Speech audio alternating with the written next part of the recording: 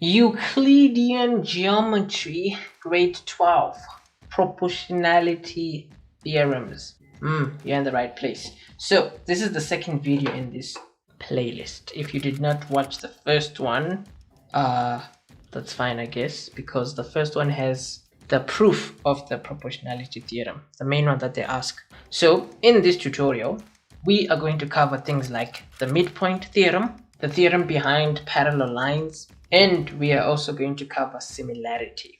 So just to give an overview of that, we're going to work on what happens when you have these two lines equal and these two equal. We're going to work on what happens when these two lines are parallel, and then lastly, we are going to work on the idea behind similar triangles. We're going to cover the whole shandies because, yeah, this is the one question I've been getting a lot. So to start off, let us do the one that is not as common as the others. Let's use the midpoint theorem. The midpoint theorem, if you have a line segment joining two midpoints of a triangle, then this particular line segment is parallel to the third line in your triangle. You see, because you have a triangle to begin with. You see, it's a triangle. This triangle, you have a midpoint over here and you have a midpoint over there. You see, the middle of this line and the middle of that line. Now, if you draw a line from one midpoint going to the other midpoint, the line that you have drawn is automatically parallel to the third line of your triangle. You see, because you have one line of the triangle, another line of the triangle. So if you join those two midpoints, the third line is going to be parallel to the line that you used to join the two midpoints. You see, that's the theorem in words. Furthermore, when that happens, this line segment here, let's label it DE. This line segment, whatever it is going to be half whatever this one is. That's the theorem. The theorem comes in two parts. The theorem comes in two parts. You see, because we said a line segment joining two midpoints of two lines of a triangle. You see, one line of a triangle, another line of a triangle. You see, one line here, one line over there. You see, so a line segment, I'm going to sound like a broken microphone here, but I think that's okay, right? A line segment joining two midpoints of two lines of a triangle is parallel to the third line of that triangle. Furthermore, we said that line segment is half the length of the third line. That's your theorem. You're welcome. So let's put that in words.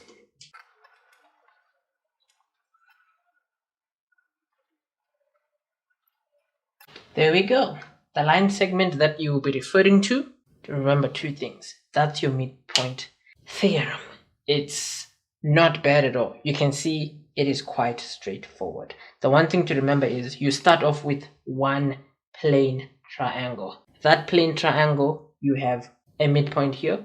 I'm really doing the whole thing again. I can't believe it. You have a midpoint here, you have a midpoint there, you have this equal, this equal. So when you draw a line there, that line automatically becomes parallel to that. And this line, if this is 5, it means this is 10. Okay, I think you get it. Welcome. So, moving on. So what we're going to look at now, in most of your textbooks, they'll refer to it as Theorem 1. However, you can see why I did not choose to do this first, because I want to give you the idea that it doesn't matter if it's Theorem 1, 2, 3, 29. It doesn't matter what number it is. That's not what you use as a reason anyways, so you don't have to remember it like that. You want to remember the law and way it works and all that. So when you have a sketch like this one here, a theorem basically states that if you have a line inside your triangle, you see a line inside a triangle drawn parallel to one side of your triangle, if this scenario is playing out, you see, I'll repeat. You basically start off with a random triangle. It's open. There's nothing in it. You see, Now, when you have this random triangle, a line drawn parallel to one side of your triangle divides the other two sides proportionally. You see what I did there? You have a big triangle, so you have this line here, right? This line there, if you draw a line parallel to it inside your triangle, this line that you have drawn, as long as it is parallel to this third line, or this one line, whatever you want to call it, line number 1, 2, 3, it's all the same. You see, you have a triangle, you draw a line parallel to one line of your triangle. As long as you do that, this line that you have drawn divides your two other sides of your triangle proportionally. You see, meaning that if this is A, D, E, B, and C, as long as these two are divided proportionally, it means that AD over DB is equal to AE over EC, because that's what your theorem says. Your theorem in words basically says